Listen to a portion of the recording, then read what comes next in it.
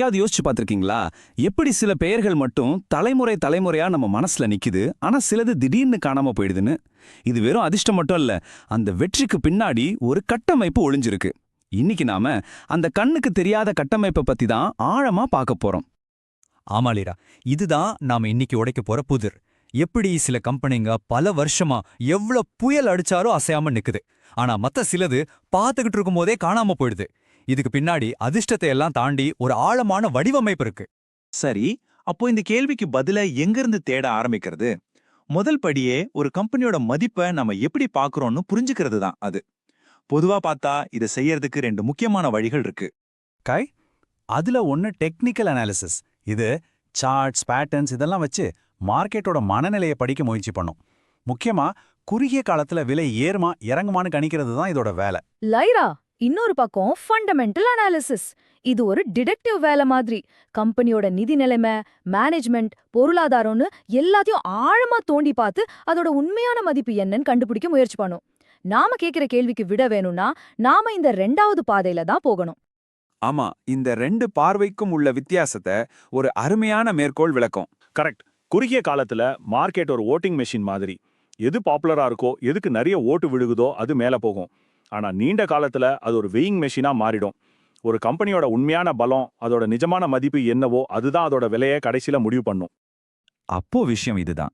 ஒரு கம்பெனியோட நீடித்த வெற்றி ரகசியத்தை தெரிஞ்சுக்க நாம இந்த டெய்லி மார்க்கெட்ல நடக்கிற ஓட்டிங்க கண்டுக்காம அதோட உண்மையான எடை என்னன்னு கண்டுபிடிக்கணும். இந்த தேடலுக்கு பேரு தான் இன்ட்ரின்சிக் வேல்யூ, அதாவது உள்ளார்ந்த மதிப்பை கண்டுபிடிக்கிறது.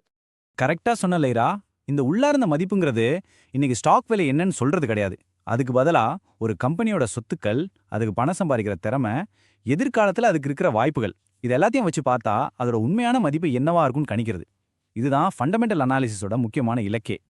சரி, இந்த மதிப்பை எப்படி கண்டுபிடிக்கிறாங்க? அனலிஸ்ட்ஸ் ஒரு பெரிய மேப் வச்சு பார்க்குற மாதிரி ஒரு டாப் டவுன் அப்ரோச் பயன்படுத்துவாங்க. முதல்ல பெருசா பார்ப்பாங்க. அதாவது ஒட்டுமொத்தமா தேசத்தோட, உலகத்தோட பொருளாதாரம் எப்படி இருக்குன்னு பார்ப்பாங்க.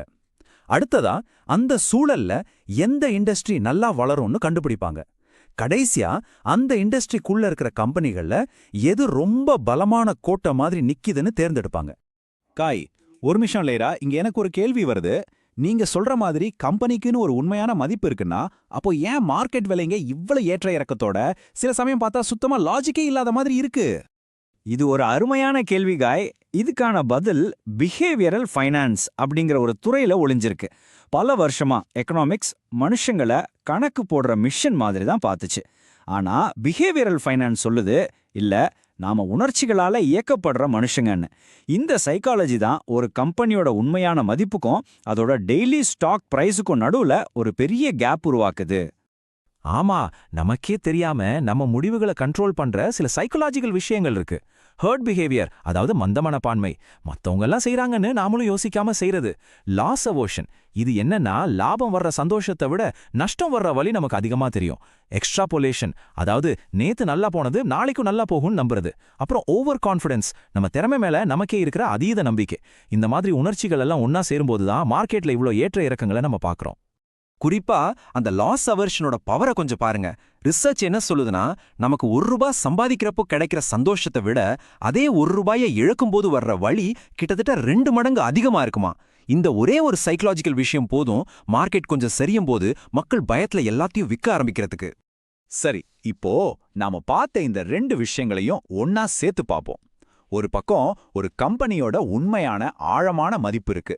இன்னொரு பக்கம் மனுஷங்களோட உணர்ச்சிகளால ஆடுற மார்க்கெட் இருக்கு. இந்த ரெண்டையும் ஒன்னா வச்சு பார்க்கும்போது தான் நீடித்த வெற்றிக்கான அந்த உண்மையான ரகசியம் நமக்கு புரிய ஆரம்பிக்கும்.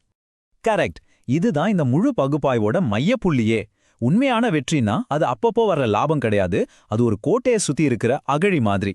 இந்த அகழி தான் புதுசா வர போட்டியாளங்களை உள்ளே வரவிடாம தடுத்து அந்த கம்பெனியோட சாம்ராஜ்யத்தை ரொம்ப காலத்துக்கு பாதுகாக்குது. அது ஒரு ரொம்ப வலுவான பிராண்டா இருக்கலாம், இல்லனா அவங்க கிட்ட மட்டும் இருக்கிற ஒரு டெக்னாலஜியாவும் இருக்கலாம். சரியா சொன்ன காய். ஒரு கம்பெனியோட அகழி எவ்வளோ ஆழமா இருக்கோ அந்த அளவுக்கு அதால மார்க்கெட்ல வர்ற இந்த எமோஷனல் புயல்களை தாங்கிக்க முடியும். மத்த எல்லாரும் பயத்துல இருக்கும்போது இது மட்டும் அமைதியா நிற்கும். ஏன்னா அதோட அஸ்திவாரம், அதோட கட்டமைப்பு ரொம்ப வலுவா இருக்கு. காய், அப்போ நாம ஆரம்பத்துல இருந்து தேடிட்டு இருந்த அந்த கண்ணுக்கு தெரியாத பேட்டர்ன் இதுதான். ஒரு கம்பெனியோட உண்மையான மதிப்பு, அதாவது அந்த வெயிங் மெஷின், அப்புறம் மார்க்கெட்டோட எமோஷனல் மதிப்பீடு, அதாவது அந்த ஓட்டிங் மெஷின், இத ரெண்டுக்கும் நடுவுல நடக்கிற அந்த ஆட்டத்தை புரிஞ்சிக்கிறது தான் நீடித்த வெற்றிக்கான ரகசியத்தையே துறக்கிற சாவி. கடைசியா சொல்லணும்னா, நீண்ட காலம் நிலைச்சு நிக்கிற வெற்றிங்கிறது எதேச்சியா நடக்கிற ஒண்ணு இல்ல. அதுக்கு பின்னாடி கண்ணுக்கு தெரியாத ஆனா ரொம்ப ரொம்ப வலிமையான ஒரு கட்டமைப்பு இருக்கு. அந்த கட்டமைப்பு தான் போட்டிய உள்ளே வரவிடாம தடுத்து நீண்ட கால வளர்ச்சிக்கு பாதை அமைச்சு கொடுக்குது. காய், இந்த ஆழமான அலசல்ல எங்களோட இணைஞ்சதுக்கு ரொம்ப நன்றி. இது மாதிரி நம்ம உலகத்தை இயக்குற கண்ணுக்கு தெரியாத பேட்டர்ன்ஸை பத்தி இன்னும் தெரிஞ்சுக்க நியூரல் டாரோக்கு சப்ஸ்கிரைப் பண்ணுங்க.